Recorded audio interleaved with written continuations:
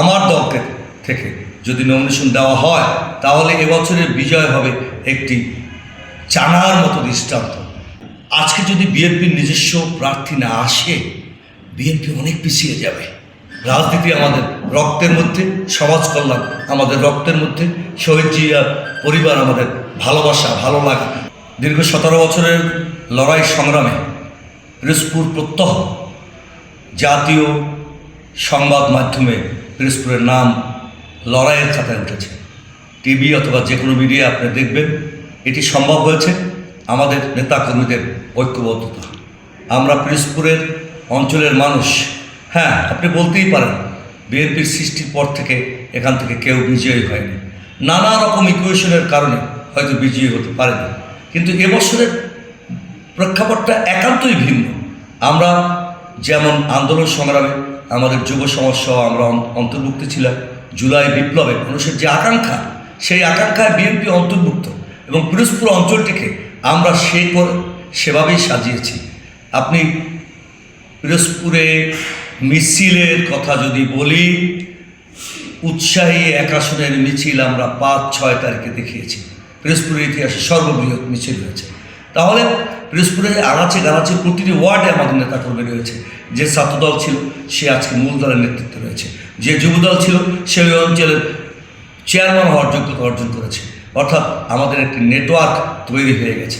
এই সময় আমরা বিশ্বাস করি, আমি মনে প্রাণে নিজেকে নির্বাচনের জন্য প্রস্তুত করেছি। একজন শিক্ষক হিসেবে, একজন রাজনৈতিক কর্মী হিসেবে, একজন সমাজকর্মী হিসেবে আমাকে নমিনেশন দিলে অথবা আমার দলকে থেকে যদি নমিনেশন দেওয়া হয় তাহলে এবছরের বিজয় হবে একটি চানার মতো দৃষ্টান্ত। কারণ যেমন ছাত্র জনতা আমাদের পক্ষে রয়েছে, সংখ্যালঘু সম্প্রদায় যাদেরকে বলেন, তারা এই দীর্ঘ 1 বছরে পিরোজপুরে কোনো ঘটনা আমরা ঘটতে দেয়নি, দুর্বৃত্তায়ন করতে দেয়নি। আমরা 5 তারিখ রাত পর থেকে এই যে নাজিরপুরে আমার সাধারণ সম্পাদক বা সদস্য সচিব জয়ন্ত রয়েছে, হঠাৎ করে উপস্থিত হয়েছে, তারা সহ আমরা এই 1 আসন বিশেষ করে এই জেলায় কোনো ঘটনা ঘটতে দেয়নি। তারা আমাদেরকে বিশ্বাস করে, আমাদের শিক্ষকরা আমাদেরকে বিশ্বাস করে, সমাজের ছাত্রছাত্রীরা আমাকে বিশ্বাস করে। এই বিশ্বাসের জায়গা থেকে আমি নিজেকে যেমন সমৃদ্ধ করেছি দলের একজন নেতা হিসাবে, দলকেও সমৃদ্ধ করেছি। আমরা এই সমৃদ্ধির মধ্যে দিয়ে আমাদের নমিনেশন চাই।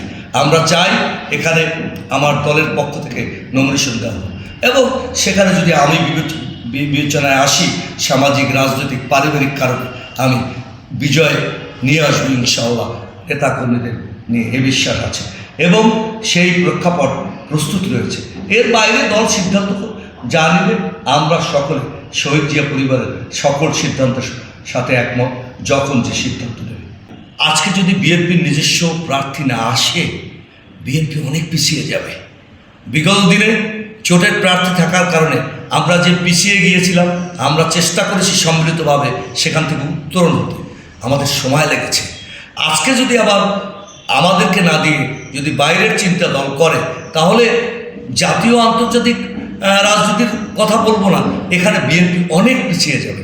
স্থানীয় পরিষদ নির্বাচনে আমাদের অবস্থান থাকবে না, দলের সাংগঠনিক কাঠামোর মধ্যে ঘুণ ধরে যাবে, নেতাকর্মীদের মনোবল ভেঙে যাবে। আগের মতো মিছিল মিটিংয়ে তারা অংশগ্রহণ করবে না, সামাজিক কর্মকাণ্ডে অংশগ্রহণ করতে পারবে না। দলটি অনেক পিছিয়ে যাবে, অনেক পিছিয়ে যাবে।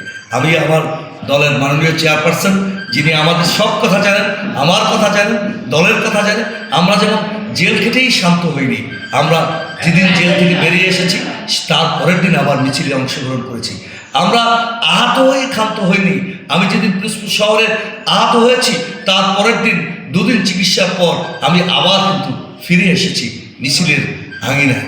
রাজনীতি আমাদের রক্তের মধ্যে, সমাজ কল্যাণ আমাদের রক্তের মধ্যে, শহীদ জিয়া পরিবার আমাদের ভালোবাসা, ভালো লাগে।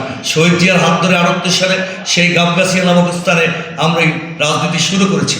আজকে কিন্তু পর্যন্ত 1 দিনের জন্য আমি থামিনি। আমার সকল নেতা কর্মীরা কেন্দ্রের দিকে তাকিয়ে আছে, কারণ তারা চায় ধানের শীষের মূল প্রার্থী, তারা চায় দলের তিলে তিলে গড়ে ওঠা নেতৃত্বের মধ্যে দিয়ে আমাদেরকে এই আসনে দলকে সুসংগঠিত করার জন্যই আমাদের প্রার্থী দেওয়া দরকার। দলকে বাঁচাবার জন্যই, দলকে আরও বেশি উপরে নিয়ে যাওয়ার জন্যই আমাদেরকে প্রার্থী দেওয়া দরকার। বলে আমরা মনে করি।